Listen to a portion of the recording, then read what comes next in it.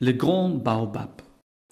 Voici l'histoire extraordinaire du grand baobab de Diogobolo. Diogobolo est un petit village en Afrique. Les maisons sont en argile et les toits sont en palme. Ce sont des cases. Les hommes chassent et pêchent, mais ils aiment aussi beaucoup rester au village, s'asseoir sous le baobab, discuter et rire. Les femmes portent leurs bébés sur le dos et elles travaillent beaucoup. Les enfants ne vont pas à l'école. Les grandes filles aident leur maman, les grands garçons gardent les chèvres et les moutons.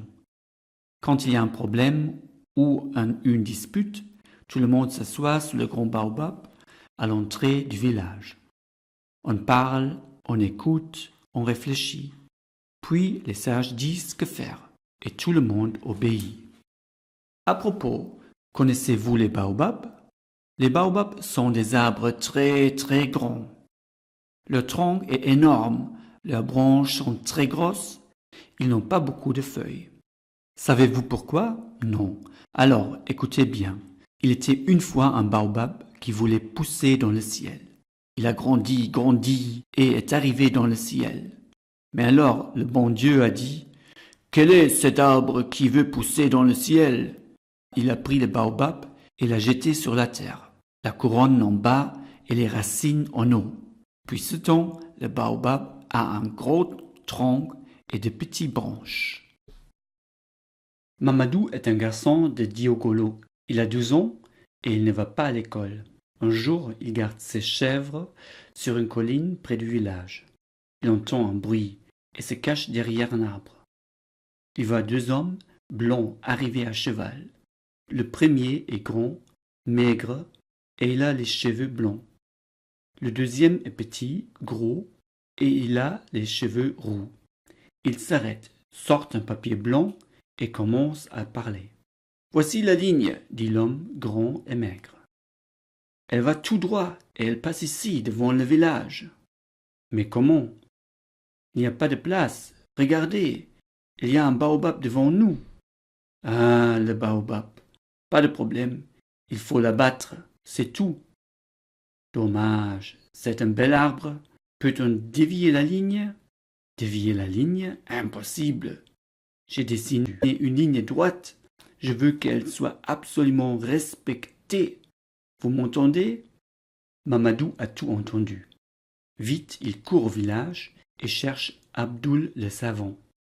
Abdoul le savant est allé à l'école des hommes blancs, il sait lire et écrire. Mamadou trouve Abdoul devant sa case. Il y a 2 hommes blancs près du village. Ils veulent abattre le baobab. Je ne comprends pas. Abdoul écoute Mamadou. Et puis il dessine sur le sable. Regarde. Les hommes blancs veulent construire une ligne de chemin de fer. Le papier blanc est une carte. L'ingénieur a tracé une ligne sur la carte avec une règle. Elle va tout droit, toujours tout droit. Le baobab est sur la ligne. Les hommes blancs veulent abattre le baobab parce qu'il est sur la ligne. Voilà, c'est tout. Le soir, tout le village est sous le baobab. Mamadou raconte et Abdoul le savant explique. Tout le monde écoute. Quoi faire? Le chef Moussa appelle Oké Djambé. Oké Djambé est le sorcier du village. Il sait parler aux esprits. Oké Djambé fabrique 2 statuettes en bois. L'une est fine et courte d'argile blanche. L'autre est ronde et a une touffe d'herbe rousse sur la tête. Oké Djambé plante un clou dans la tête de la première et un autre dans le pied de la seconde. Puis il dit « Les esprits sont au travail maintenant. Travaillez pour les hommes blancs, posez les rails et attendez. » Les hommes du village obéissent à Oké Djambé. Ils travaillent pour les hommes blancs, ils posent les rails, ils attendent. Peu à peu, la ligne de chemin de fer s'approche du village. Un jour, l'ingénieur petit et roux arrive à cheval au village. L'ingénieur en chef a eu un accident. Il est parti tôt ce matin et son cheval est revenu seul. Il faut le chercher. Tout le village part à la recherche de l'ingénieur. Ils cherchent longtemps et finissent par le trouver. Il est couché sous un arbre et il tremble. Il est très malade et il a de la fièvre. L'ingénieur roux s'approche du malade. Soudain, il crie. Un scorpion vient de le piquer au pied. L'ingénieur roux se tord de coups de douleur. Les deux ingénieurs ne peuvent plus travailler. Le docteur les envoie à l'hôpital. Avant de partir pour la ville, l'ingénieur au chapeau blanc appelle Abdoul le savant. « Abdoul, tu sais lire et écrire. Tu dois prendre ma place et diriger les travaux. Je sais que tu peux le faire. Comptez sur moi. Quand vous reviendrez, nous aurons largement dépassé Diogo Bolo. » Les ingénieurs partis. Le travail continue sous la direction d'Abdoul. Il dessine la ligne sur le sol. Les hommes mettent d'abord les cailloux sur cette ligne, puis ils posent des traverses et enfin ils vissent les rails. Il faut faire vite, tout doit être fini avant le retour des ingénieurs. Abdoul dessine d'abord une courbe vers l'ouest, puis, quand le village et son baobab sont dépassés, il dessine une nouvelle courbe vers l'est. Tout le village encourage les travailleurs. Les femmes leur apportent des ignames et du mil.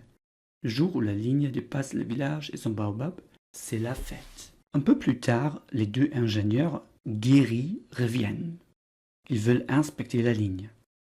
Quand ils s'approchent de Diogo Bolo, ils s'arrêtent tout à coup, puis ils repartent au grand galop jusqu'au village. « Abdoul est-il ici ?» crie le grand ingénieur maigre. « Non, répond le chef Moussa. Abdoul travaille sur la ligne. »« La ligne, justement. J'avais dit d'aller tout droit. Abdoul ne sait pas ce que c'est une ligne droite.